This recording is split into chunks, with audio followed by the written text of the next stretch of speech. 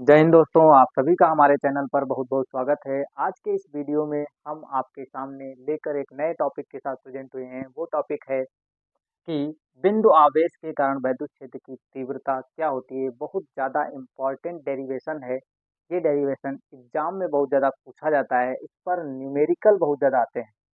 तो इस टॉपिक को हम खूब अच्छे से समझेंगे। इससे पहले हम ये समझ चुके थे कि टॉपिक का नाम है वैद्युत क्षेत्र के कारण अर्थात बिंदु आवेश के कारण वैद्युत क्षेत्र की तीव्रता। जैसे ही हमारे दिमाग में एक शब्द आया कि तीव्रता, वो भी किसकी? वैद्युत क्षेत्र की। तो फार्मूला इससे पहले पता होना चाहिए कि वैद्युत क्षेत्र की तीव्रता का फार्मूला ई बराबर एफ अपान क्यू नॉट होता है। क्या होता है? एफ अपान क्यू नॉट होता है। तो वैद्युत क्षेत्र की तीव्रता किसी बिंदु पर निकालने के लिए हमको जिस बिंदु पर वैद्युत क्षेत्र की तीव्रता निकालनी है, उस बिंदु पर वैद्युत बल पता होना चाहिए। क्या पता होना चाहिए? वैद्युत बल।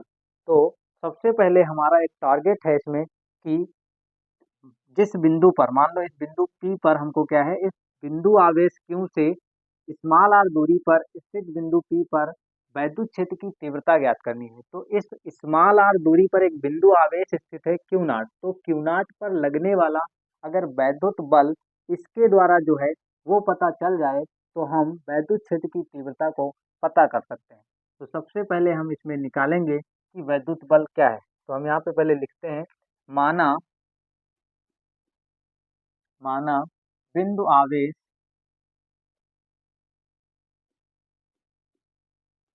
बिंदु आवेश क्यों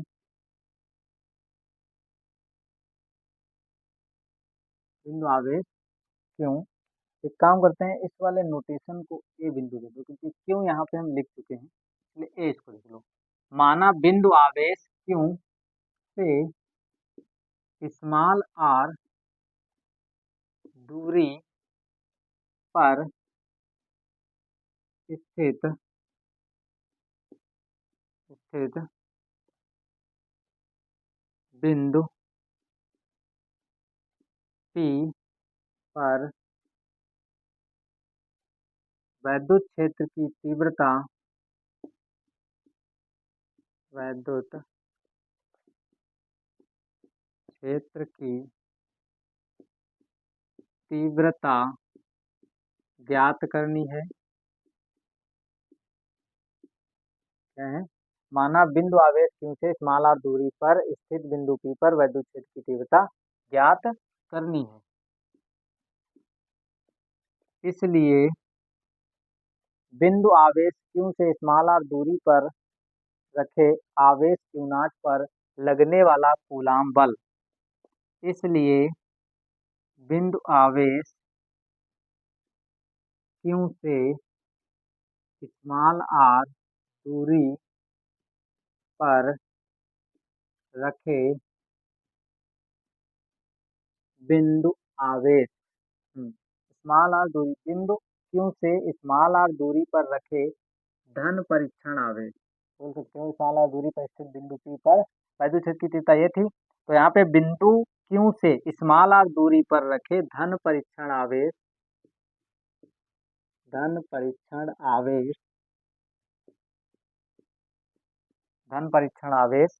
क्यू नॉट पर लगने वाला लगने वाला वैद्युत बल, कौन सा बल? वैद्युत बल।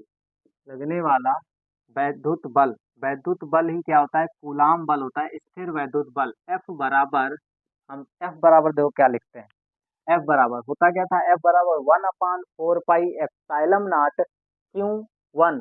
Q1 मतलब जिसके कारण, जिस पर लग रहा है, तो Q1 ये है और Q2 ये है, मतलब Q1 Q2 बटे उनके बीच की दूरी का वर्ग।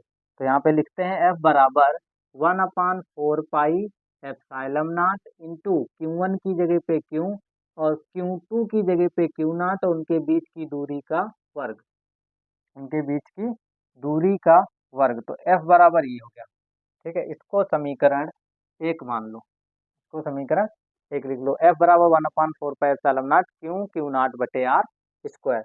अब हम लिखेंगे यहाँ पे बिंदु P पर बिंदु P पर वैद्युत क्षेत्र की तीव्रता, बिंदु P पर वैद्युत क्षेत्र की तीव्रता,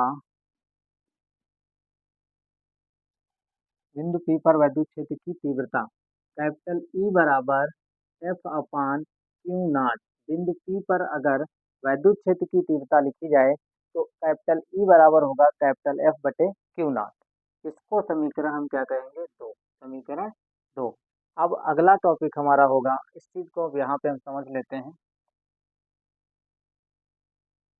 यहाँ पे समीकरण समीकरण 2 में, समीकरण 2 में समीकरण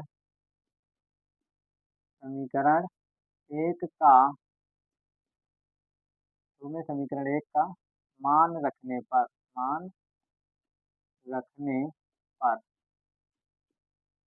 तो हम मान रखते हैं। समीकरण 2 ये है, समीकरण 1 ये है, तो E बराबर लिखा जाएगा, E बराबर F की जगह पे ये मान रख दो और F की जगह पे ये मान रख लो। यहाँ पे एक चीज रख लो, इस 1/4 पाई एप्सिलॉन नॉट को जहाँ पे क्या लिख लो, 1/4 पाई एप्सिलॉन नॉट बराबर होता है कैपिटल के, जिसे अनुक्रमानुपाती नियतांक कहते हैं। ये अनुक्रमानुपाती नियतांक जो होता है वो दोनों आवेशों के माध्यम पर निर्भर करता है और जो होता है माध्यम पर निर्भर करता है और उसके कारक, उसके दोनों आवेशों के माध्यम के, दोनों आवेशों के माध्यम पर निर्भर करता है। ठीक है, तो यहाँ पे हम क्या करेंगे, अब थोड़ा इसको सिंपल हो जाएगा। F बराबर हो जाएगा के Q1 क्यू नॉट बटे आर स्क्वायर। अब बटे में क्या है? क्यू नॉट, तो बटे में, सबसे बटे में क्या है? Q not. तो इसको हम ऐसे लिख सकते हैं कि क्यू नॉट बटे में आर स्क्वायर, ये वाला इसके साथ में आ जाएगा क्यू नॉट। क्या हो जाएगा? क्यू नॉट इसके साथ में आ जाएगा। अब हम क्या करेंगे, इस वाले क्यू नॉट को इस वाले क्यू नॉट से काट देंगे, तो यहाँ पे बचेगा कैपिटल के क्यू बटे में आर स्क्वायर। तो ई का जो फार्मूला है वो निकल के आएगा कैपिटल के क्यू बटे आर स्क्वायर। अब इसमें एक चीज ये देखो कि ई एकल बिंदु आवेश, कभी कभी ये पूछता है एकल बिंदु आवेश या फिर बिंदु आवेश के कारण विद्युत क्षेत्र की तीव्रता का जो फार्मूला है वह केवल परीक्षण आवेश पर तो निर्भर ही नहीं कर रहा है। क्या है? परीक्षण आवेश पर निर्भर नहीं करता है, केवल दूरी पर निर्भर कर रहा है और बिंदु आवेश पर निर्भर कर रहा है और अनुक्रमानुपाती नियतांक पर निर्भर कर रहा है। तो इस वाले फार्मूले को, इतने का आप स्क्रीनशॉट लो, इसके बाद मैं इसको थोड़ा और डेरिवेशन करूंगा, फिर इसके आगे हम समझाएंगे।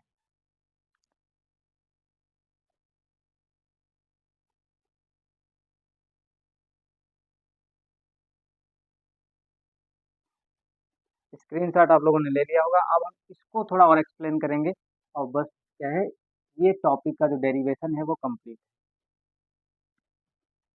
टॉपिक का डेरिवेशन कंप्लीट है।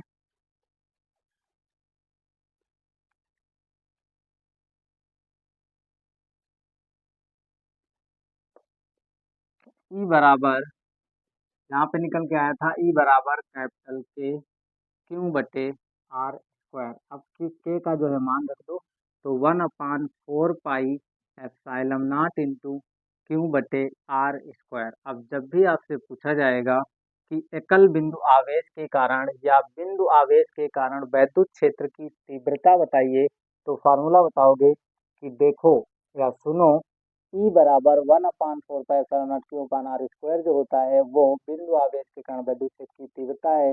इसमें आए हुए चिन्हों को बताइए, मतलब कौन सी चीज क्या है। तो ई वैद्युत क्षेत्र की तीव्रता है, जिस बिंदु पर ज्ञात करना है। क्यों जो होता है वो बिंदु आवेश है, क्या है? बिंदु आवेश, मूल बिंदु आवेश। और आर, क्योंकि परीक्षण आवेश पर तो निर्भर नहीं करता है, केवल केवल बिंदु आवेश पर निर्भर करता है। आर क्या है? दो आवेशों के बीच की दूरी है, जिस बिंदु पर ज्ञात करना है और जहां से ज्ञात करना है उसके बीच की दूरी है। एप्सिलॉन नॉट निर्वात की विद्युतशीलता है और इसका जो मात्रक है, जो पहले होता था न्यूटन पर कूलम, का मात्रक है। तो आशा करता हूँ दोस्तों आप लोगों को ये टॉपिक भी समझ में आया होगा।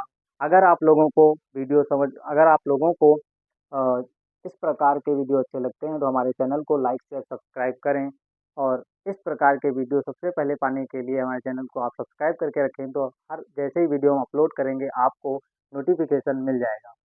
तो आज के वीडियो में दोस्तों इतना ही, अगले वीडियो में हम फिर मिलेंगे। जय हिंद दोस्तों।